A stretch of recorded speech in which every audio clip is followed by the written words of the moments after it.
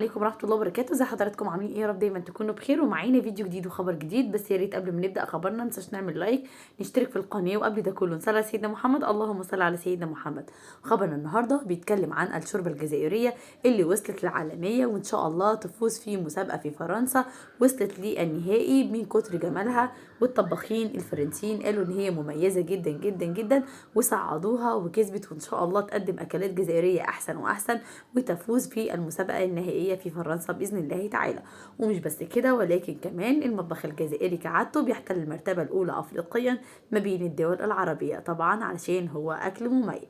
Diététicienne de 31 ans, représente la région Auvergne-Rhône-Alpes avec une recette transmise de mère en fille depuis plusieurs générations, la chorba. Une soupe traditionnelle algérienne qu'elle a revisitée en version végétarienne. Sincèrement, je suis sur le cul. C'est un plat vif.